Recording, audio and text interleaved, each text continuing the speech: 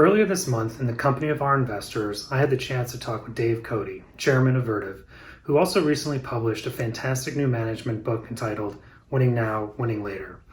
We covered a wide range of topics, but have tailored this video to our favorite parts, which focus on motivating employees, creating a sense of employee ownership in a non-founder-led company, and managing conflicting dualities. While Dave's book goes more in depth on some of these topics, I hope you enjoy the following clips of the conversation we had with Vertiv's chairman, Dave Cote. From our conversations, even just a few minutes here and reading your stuff, I mean, there's definitely an element of an independent streak in you, sort of going against the grain necessarily. And so, many would say they wouldn't have taken on such a sizable challenge as Honeywell,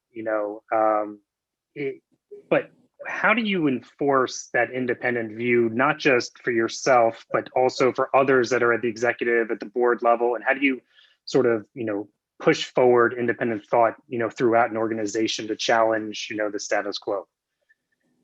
Well, I'd say the first thing to recognize is that independent thinking is more rare than being smart.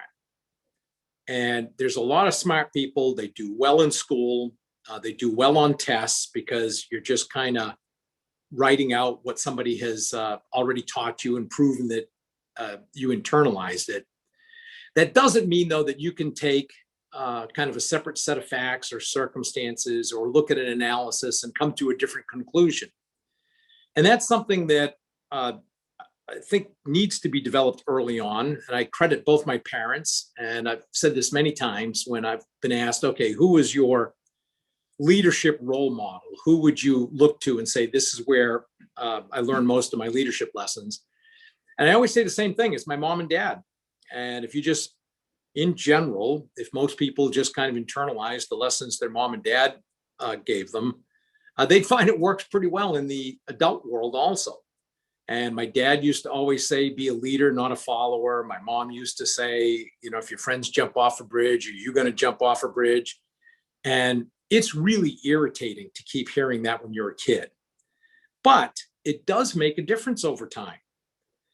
So I think you got to try to find people who are already there. If you have people who are just smart, but can explain why it is the way it is and why you have to think about things this way, well, the chances of getting independent thinking from them is probably not really likely. If you have some people who, let's say, are on the edge of that and could do it, the best thing to do is run your meetings in a way where people have to think independently. And that's why, if you noticed, I spent a lot of time talking about how to run meetings. And as a leader, we all grow up usually starting as an individual contributor, where it's our job to do the analysis, develop a point of view, then advocate. Well, the higher up you go, the less you know about every single topic. It's just impossible to know everything. So if you still want to make good decisions, your job now is to figure out, how do I get all the facts, all the opinions on the table with nobody has a preconceived notion about, okay, here's what the boss wants to do or where he or she's going to lean. Well, you need to run your meetings differently.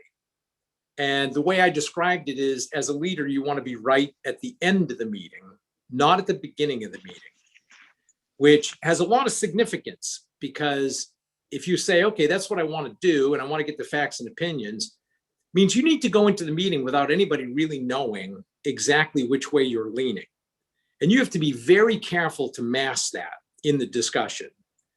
And in the discussion, you need to make sure that everybody who is in that meeting speaks up, and that you turn to them and say, what do you think? And you end up learning introverts and extroverts participate differently. Men and women participate differently.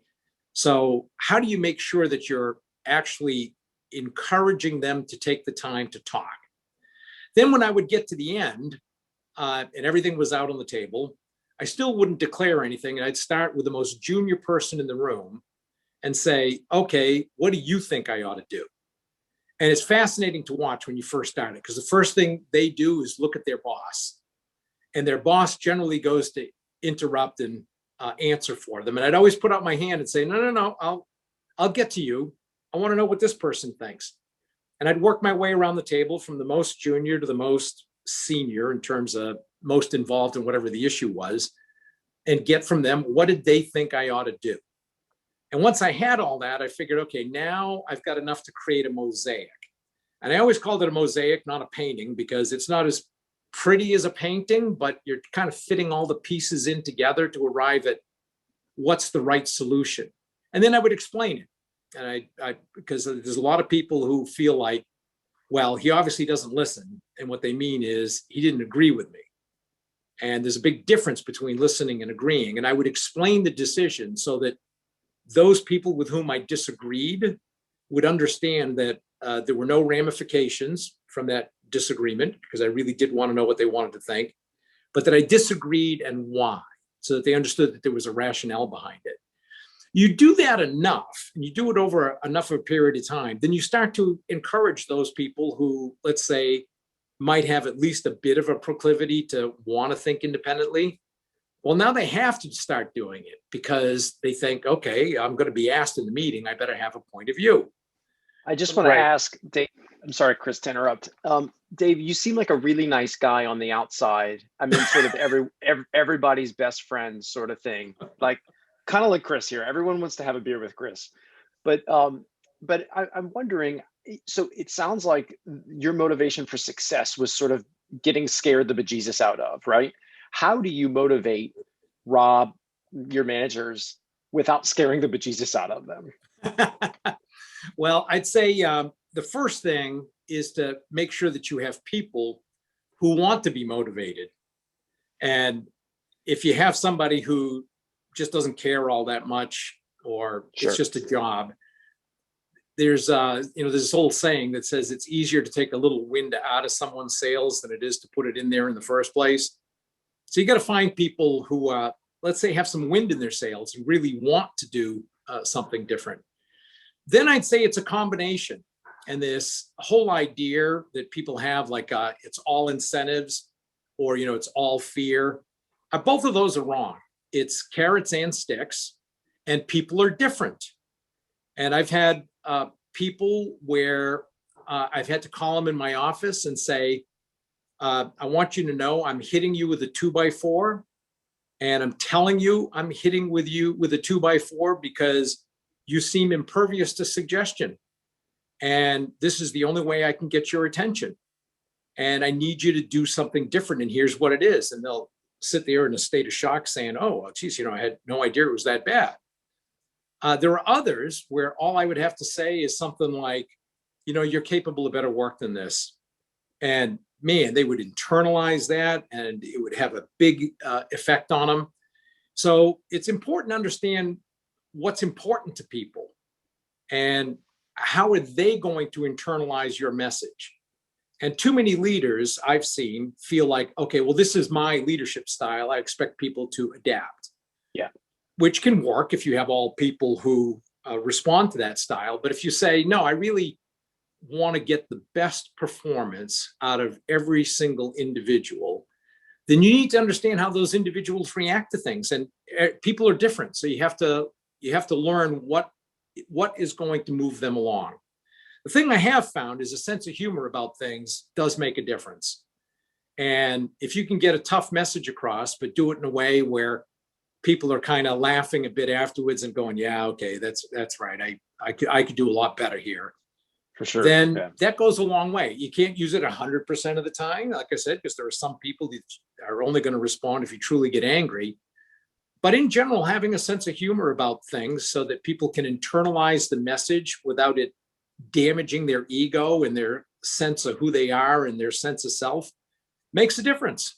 I'm going to jump in if you don't mind, Chris. It sounds, Dave, it sounds like you're kind of a perfect chairman. I mean, it's a very, in the boardroom, I can see that being. Well, certainly that's what I tell the Vertiv folks. Yeah.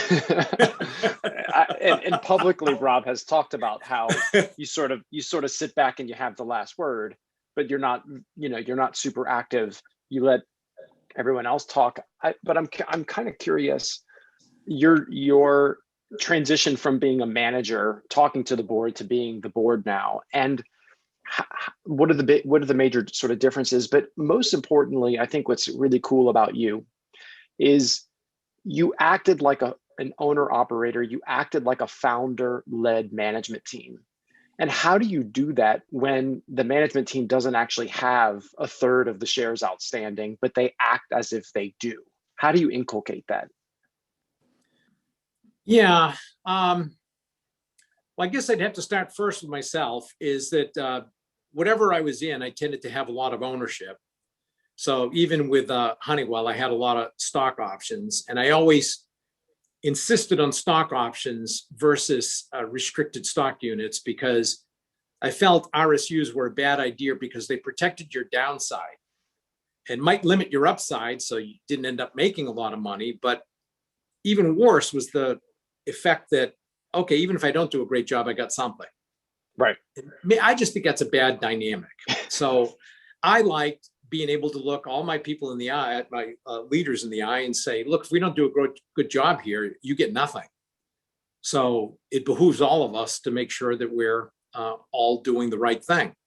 Yep. To get that sense of ownership further down in the organization, I would say the first mistake leaders make is thinking that everybody's interested in the stock price.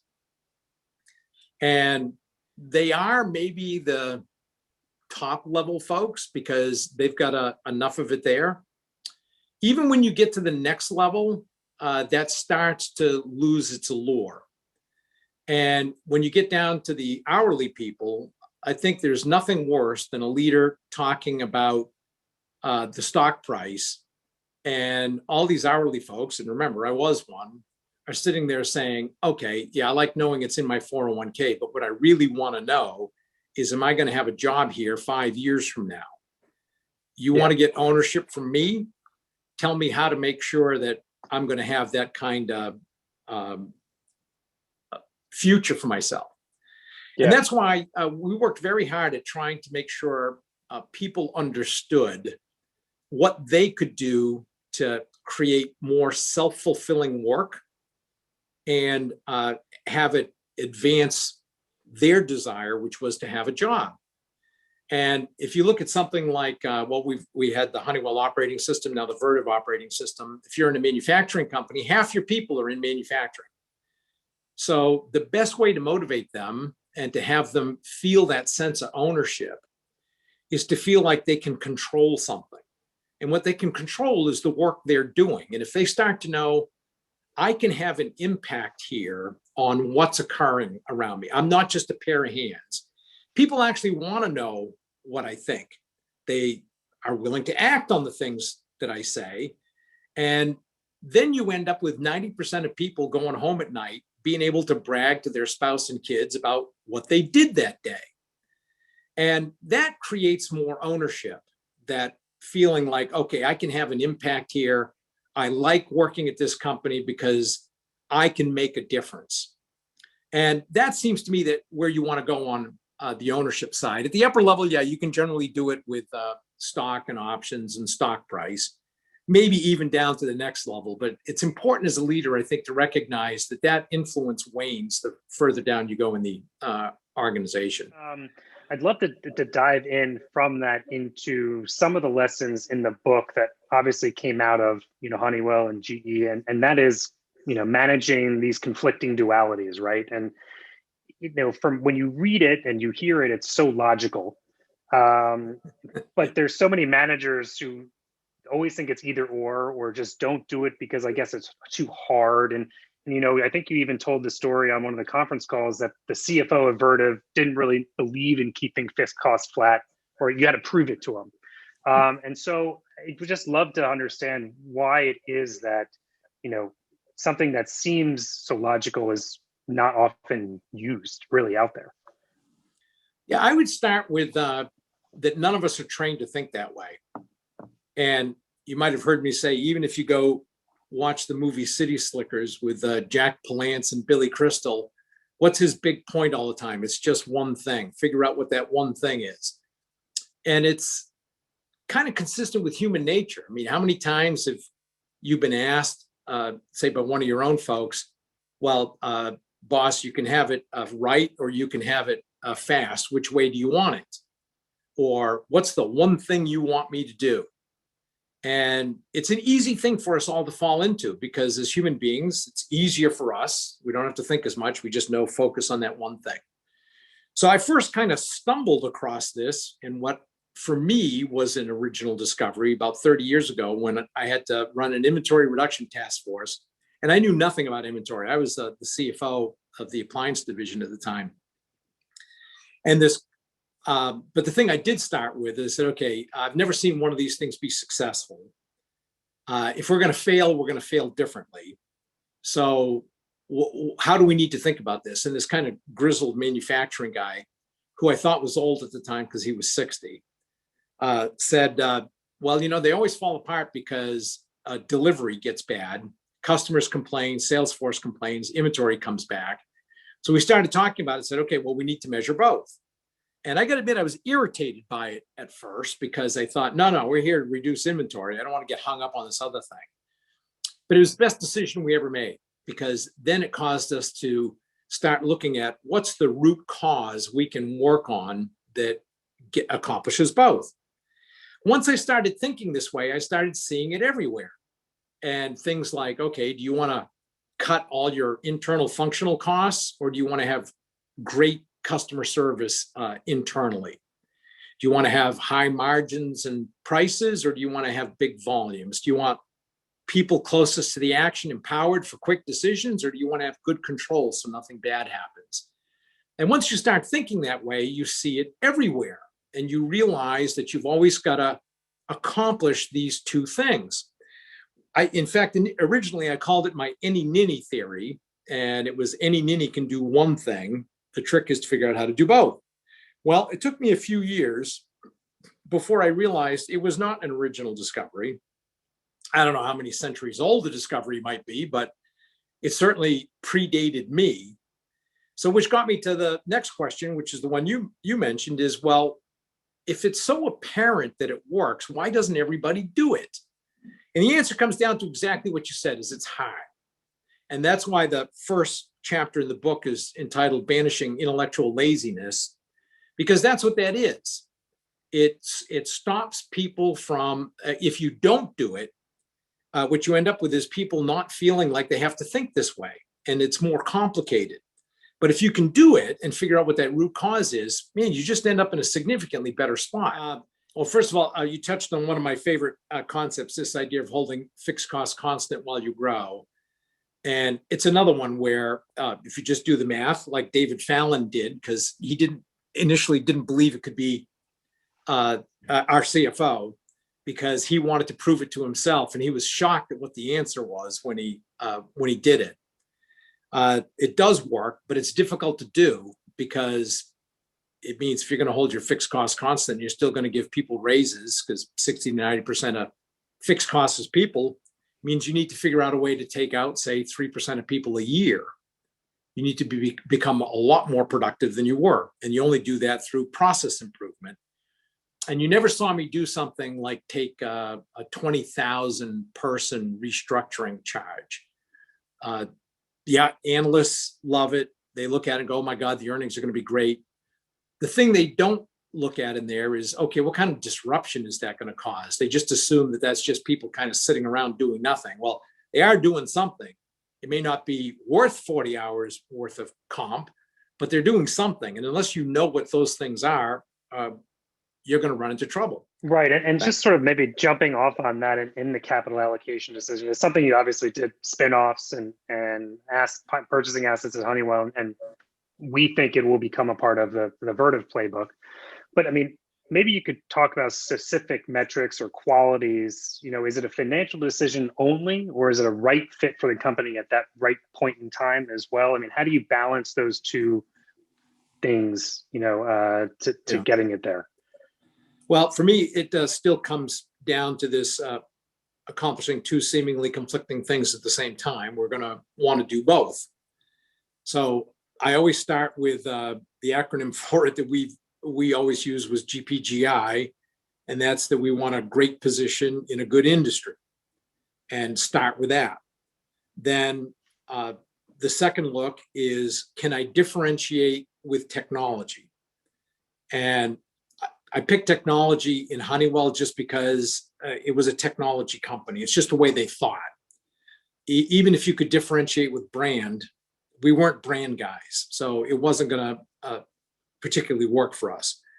Vertiv, I would say, is much the same way. The technology differentiation matters, and that's where you can keep an edge and keep your prices and margin rates high. And by investing in R&D, you can keep that, stay ahead on the technology side. So I think, in fact, I know Rob would say the same thing, is those are the places he likes. So I'd always start with that. And even an acquisition that was brought into the company, and as you know, at Honeywell, we did 100 acquisitions, 70 divestitures.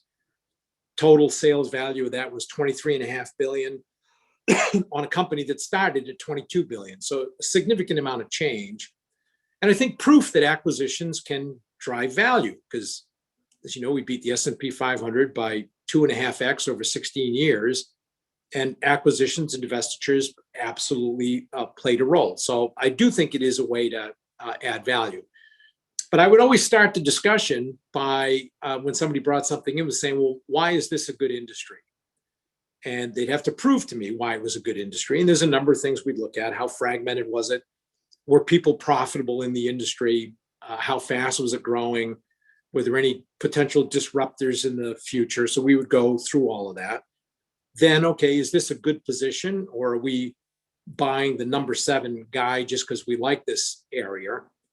And if we are buying the number 7 guy, is there a way to buy the number 5, 4, 3 guys so that we become like the number 2 or number 1 in the industry? Both of which we did successfully. Discussion would always start there.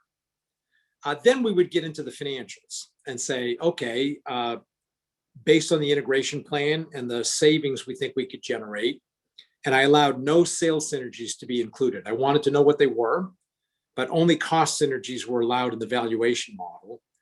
Can we hit our financial criteria, which were accretive in the second year? Because in an industrial company, no matter how many people say they're accretive in the first year, it just means they're not counting everything, or they're using the incremental cost of interest, not the kind of blended cost.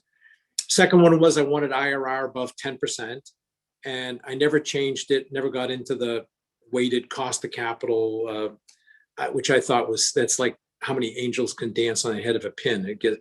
I mean, when I used to have a bank come in and say something like, well, we've done the analysis and your cost of capital right now is 8.2%, and this deal can be done at 8.4%, so it'll be good for share owners. I say, well, that's ridiculous. And plus, you can make IRR dance if you want to, with just what do you assume for residual value. But I still wanted to know that with reasonable assumptions, it would be above 10%. Then the last and toughest one was I wanted a 10% ROI in the 5th year. And if you have a 20% ROI company, that sounds, boy, this is just going to be dilutive overall. But you'd be surprised if you're counting everything, how difficult that 10% ROI is. And in general, we always beat it. We did better than that. And that's why our ROI as a company ended up over 20%. So it was always the two that we looked at. And the fallacy I thought big companies oftentimes had with acquisitions was, this is my strategy, so I need to be willing to pay for it. And that to me is a great way. I mean, as a seller, those are the kind of buyers I wanted to run into, because that means that somebody's willing to do something stupid. I always felt like price was a fundamental part of strategy. And it's why I never found an easy way to get into, with any size, into the water industry or medical products, both of which I thought we could have done very well with. But prices were just so crazy that it just was going to be difficult to pay. So the answer is both. We always had to look at both.